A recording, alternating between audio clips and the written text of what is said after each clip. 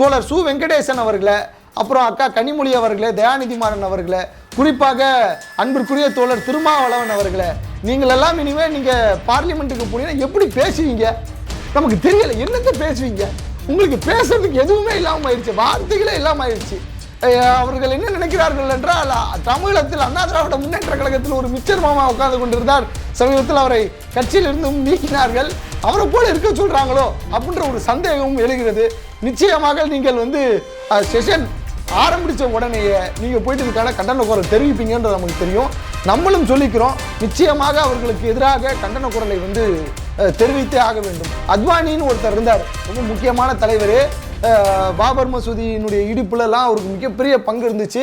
அதுவும் குறிப்பாக ஆர்எஸ்எஸ்ஸையும் பாரதிய ஜனதா கட்சியும் வளர்ப்பதற்கு மிகப்பெரிய கலவரம்லாம் செய்த ஒரு மனுஷன். அவருக்கு ஒரு துரோகம் நடந்துச்சு. அதில் அந்த வெள்ளைக்காரன் என்ன பண்ணுவான்னா, நிறைய சட்டங்கள் போடுவான், சத்தமாக எதுவும் பண்ணக்கூடாது அப்படின்ட்டு. அப்போ என்னன்னா அவர் கேட்பார், ஒரு தாத்தா கேட்பார், ஐயா குசு போட்டுக்கலாமாங்க ஐயா?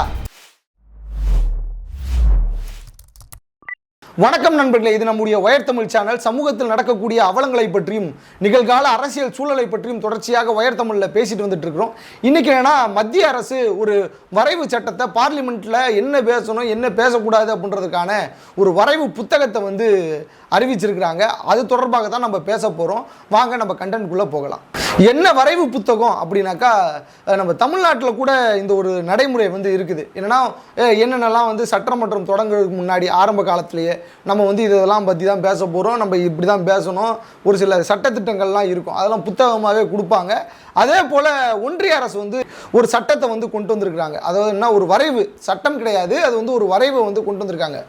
துரோகம் அப்படின்ற வார்த்தையை பேசவே கூடாது, ஊழல்ன்ற வார்த்தையை பேசக்கூடாது, பாலியல் பலாத்காரம் அப்படின்றத பேசக்கூடாது, திராணியற்றவர்னு பேசக்கூடாது, வாய்ஜாலம் கட்டுறாருன்னு பேசக்கூடாது. இந்த வார்த்தையெல்லாம் பேசாமல் நீங்கள் பார்லிமெண்ட்டில் என்ன வேணாலும் பேசிக்கலாம் அப்படின்றத தான் இவங்க சொல்ல வராங்க. இதை போல ஒரு சம்பவம் வெள்ளைக்காரன் நம்மளை ஆண்டிட்டு இருக்கும் போது ஒரு சட்டம் வந்துருந்துச்சு. அந்த சட்டத்தினுடைய பேர் வாய்ப்பூட்டு சட்டம் அப்படின்றது தான். இதுக்கு வடநாட்டில் பாலகங்காதர திலகர் அப்படின்ட்டு ஒருத்தர் இருந்தார். அவர் யாருன்னா, இந்த பிள்ளையார் சக்தி இன்னைக்கு நம்ம ஆடம்பரமாக கொண்டாடி கொண்டு இருக்கிறோம் அல்லவா, அதை நடத்தணும் அப்படின்ட்டு சொல்லி சுதந்திர போராட்டத்துக்காக திட்டமிட்டார். ஆனால் இன்னைக்கு அதை ஒரு மத கலவரத்தை தூண்டக்கூடிய வகையில், இஸ்லாமியர்களை சிறுபான்மை மக்களை அச்சுறுத்தும் வகையில் நம்ம அந்த விநாயகர் சதுர்த்தியை கொண்டாடி இருக்கோம். அப்படிப்பட்டவர் தான் திலகர், ஒரு முக்கியமான ஒரு நபர் வடநாட்டில். அதே போல் நம்ம ஊருக்காரு ஒருத்தர் இருக்கிறாரு, அவர் பேர் முத்துராமலிங்க தேவர். இவர் ரொம்ப ஆக்ரோஷமான ஒரு ஆள். அவரை பற்றி சொல்லணும்லாம் ரொம்ப தேவையே கிடையாது. ஏன்னா அவரை பற்றி தெரிஞ்சுக்கலன்னா நம்ம தமிழ்நாட்டில் இருந்து என்னத்தை சங்கிகளாக நம்ம நிச்சயமாக முத்துராமலிங்க தேவரை பற்றி தெரியும். ஆனால் குறிப்பாக ஒரே ஒரு விஷயம், அவருடைய மிலிட்டன்சி சம்பந்தமாக ஒரே ஒரு விஷயத்தை சொல்லணும்னு நினைக்கிறேன். ஒரு பொதுக்கூட்டம் நடந்து கொண்டு இருக்கிறது. அந்த பொதுக்கூட்டத்தில் இளைஞர்கள்லாம் குவிந்திருக்கிறார்கள், மக்கள் அதிகமாக குவிந்திருக்கிறார்கள். பெண்களும் ஆண்களும் ஒன்றாக நிற்கும் போது ஒரு சின்ன பிள்ளைகள்லாம் என்ன பண்ணுறாங்க, பொம்பளை பிள்ளைகிட்ட சீன்றாங்க. முத்துராமலிங்க தேவர் அதை பார்த்துட்டு, இப்படிலாம் சேட்டை பண்ணாதீங்க, நான் ஸ்டேஜில் இருந்து கீழே இறங்கி வந்துடுவேன் அப்படின்றாரு. பயலுக கேட்கல. உடனே முத்துராமலிங்க தேவர் ஸ்டேஜில் இருந்து கீழே கூச்சி, கொய்யால என்னடா பொம்பளை பிள்ளைகிட்ட சேட்டை பண்ணிட்டு இருக்கிறீங்க, நம்மளாம் அப்படியாடா அப்படின்னு சொல்லி 4 போடு போட்டார். அதுக்கப்புறம் தான் அவங்க சேட்டை இறங்கினாங்க. அந்த அளவுக்கு ரொம்ப கட்டுக்கோப்பாக, தான் மட்டும் கண்ணியமாக இருக்கக்கூடாது, நம்மோடு இருப்பவர்களும் நம்ம பின்பற்றுபவர்களும் சுதந்திர போராட்டத்துக்கு வர்றவங்களும் ரொம்ப கண்ணியமாக இருக்கணும், ஒழுக்கமாக இருக்கணும் அப்படின்றதுல ரொம்ப தீவிரமாக இருந்த ஒரு மனுஷன். இன்னும் நிறைய விஷயங்கள் சொல்லி கொண்டு போகலாம்னு வச்சுக்கோங்களேன். அவர் ஒரு மிகப்பெரிய படையை வைத்திருந்தார். வெள்ளைக்காரங்களை எதிர்த்து போராட்டம் செய்யறதுல, போராட்ட களத்தில், அதே போல் நேரடியாக சுபாஷ் சந்திர போஸோடு தொடர்பில் இருந்தது. இது போல் நிறைய விஷயங்கள் அவரை பற்றி சொல்லிக்கொண்டே போகலாம். அவர் என்ன பண்ணுறாரு அப்படின்னாக்கா, அவரும் வெள்ளைக்கார அரசாங்கத்தை எதிர்த்து கண்டாமானிக்கு பேசுகிறார். அவங்க அலற அளவுக்கு பேசுகிறார். அவர் பேசினது தமிழ்நாட்டில் இருக்கக்கூடிய எண்ணற்ற இளைஞர்களுக்கு உத்வேகம் ஒரு உணர்ச்சி பூர்வமாக சுதந்திர போராட்டத்தை முன்னெடுத்தாங்க அப்படின்றது தான் வரலாறாக இருக்கிறது. அவர் பேசவே கூடாது அப்படின்றதுக்காக அவருக்கும் அந்த சட்டத்தை போட்டாங்க.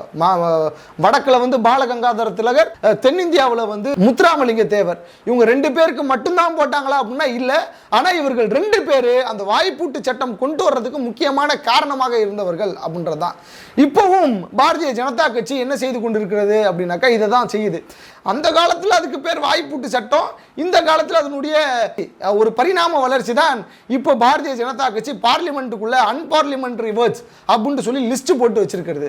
குறிப்பாக தமிழ்நாட்டில் இருந்து போகக்கூடிய எம்பிக்கள், கேரளாவில் இருந்து போகக்கூடிய எம்பிக்கள், தென்னிந்தியாவில இருந்து போகக்கூடிய எல்லா எம்பிக்களுமே என்ன பண்றாங்க, துரோகன்ற வார்த்தை எல்லாம் பேச மாட்டேங்கிறாங்க, சர்வதிகாரம்ன்ற வார்த்தையை தாண்டி பேச மாட்டேங்கிறாங்க, ஊழலை பற்றி பேசுகிறாங்க, பாலியல் பலாத்காரத்தை பற்றி பேசுகிறாங்க, பாலியல் வன்கொடுமை சம்மந்தமாக பேசுகிறாங்க, இன்னொன்று வாய்ஜாலம் அடித்து கொண்டிருக்கிறார்கள் அப்படின்லாம் பேசுகிறாங்க. குறிப்பாக நமக்காக தான் போட்டதாக நான் கருதுகிறேன். ஏன்னா இவங்க தான் போயிட்டு அங்கே மிகப்பெரிய அலப்பறையை பண்ணி அவங்க மானத்தை வாங்குறதுல தமிழ்நாட்டை சார்ந்த எம்பிக்கள் ரொம்ப தீவிரமாக இருக்கிறாங்க. தோழர் சு வெங்கடேசன் அவர்களை, அப்புறம் அக்கா கனிமொழி அவர்களே, தயாநிதி மாறன் அவர்களே, குறிப்பாக அன்பிற்குரிய தோழர் திருமாவளவன் அவர்களே, நீங்கள் எல்லாம் இனிமேல் நீங்கள் பார்லிமெண்ட்டுக்கு போனீங்கன்னா எப்படி பேசுவீங்க நமக்கு தெரியல. என்னத்தை பேசுவீங்க? உங்களுக்கு பேசுறதுக்கு எதுவுமே இல்லாமல் ஆயிடுச்சு, வார்த்தைகளே இல்லாமல் ஆயிடுச்சு.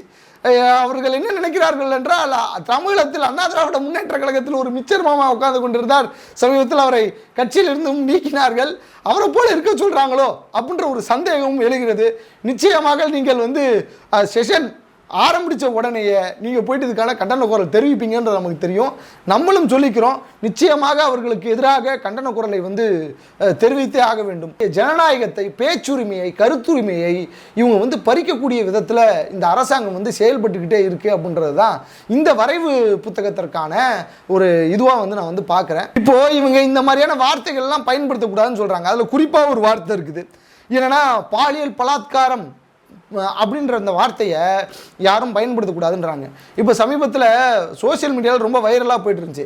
பாரதிய ஜனதா கட்சியினுடைய நிர்வாகி ஒருத்தர் வடநாட்டில், அவர் என்ன பண்ணுறாரு, வேலை வாங்கி தரேன்னு சொல்லி ஒரு பிள்ளையை கூப்பிட்டு பலாத்காரம் செஞ்சுட்டாரு. இப்போ பாராளுமன்றம் கூடுகிறது, அதற்கு எதிராக இங்கே இருக்கக்கூடிய எம்பிக்கள் பேசணும். எப்படி பேசுவாங்க, எப்படி பாரதிய ஜனதா கட்சி பேசணும்னு நினைக்கிறாங்க அப்படின்னாக்கா, அவர் ஆடை ஒழுங்காக போடவில்லை, எனவே அவருக்கு உணர்ச்சி அதிகமாக பொங்கியது, எனவே அவர் உணர்ச்சி அதிகமாக பொங்கியதால் அவர் கசமுசா செய்து விட்டார் அப்படின்ட்டு பேசணும்னு நினைக்குதா.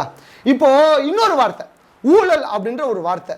இப்போ அதானியும் அம்பானியும் கோடி கோடியாக சம்பாதித்து கொண்டிருக்கிறார்கள், அவர்கள் நிறைய ஊழல் செய்கிறார்கள் அப்படின்னு நம்ம பாராளுமன்றத்தில் பேசிடக்கூடாது. விஜய் மலையான ஒரு மனுஷன் இருந்தாப்புல, அவர் அப்படிதான் கோடிக்கணக்கில் பணத்தை வாங்கிட்டு ஓடி போயிட்டாப்ல, அதுக்கு பேர் நம்ம ஊழல்னு சொன்னோம். அதாவது இந்த அதானியும் அம்பானியும் இருக்கிறாங்களே, இவங்க சொரணிட்டு ஓடி போயிட்டாங்க இல்லை அப்படின்னா இந்த இப்போ இருக்கக்கூடிய கட்சிக்காரர்கள், அரசியல் தலைவர்கள் எல்லாரும் அவர்களுக்கு உதவி செய்கிறாங்க, அதை நம்ம ஊழல் அப்படின்ட்டு சொல்லிடக்கூடாது. அது தவறான வார்த்தை, அன்பார்லிமெண்டரி வேர்டு. ஒரு கவுன்சிலர் தப்பு பண்ணிட்டா கூட அந்த ஊழல் அப்படின்ட்டு சொல்லக்கூடாது.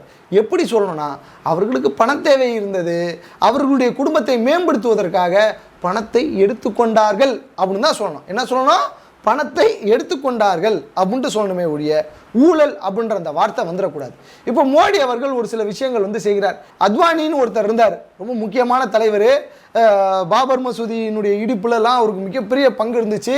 அதுவும் குறிப்பாக ஆர்எஸ்எஸ்ஸையும் பாரதிய ஜனதா கட்சியும் வளர்ப்பதற்கு மிகப்பெரிய கலவரம்லாம் செய்த ஒரு மனுஷன்.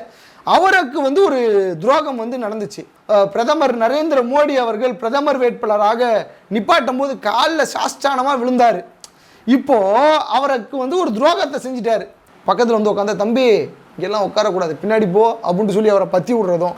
அம்மாவாசை பார்த்துருக்கீங்களா ஒரு படம், அவர் யாரும் மணிவண்ணனும் சத்யராஜ் இருப்பாங்க, அப்படியே கொஞ்சம் கொஞ்சமாக உட்கார நல்லா தெம்பாய்ப்பார்ல. அதை போல் மோடி வந்ததற்கு அப்புறம் அவர் என்னெல்லாம் பண்ணார் நம்மளுக்கு தெரியும், அத்வானிக்கு. ஸோ அதுக்கு பேர் துரோகம் தான்.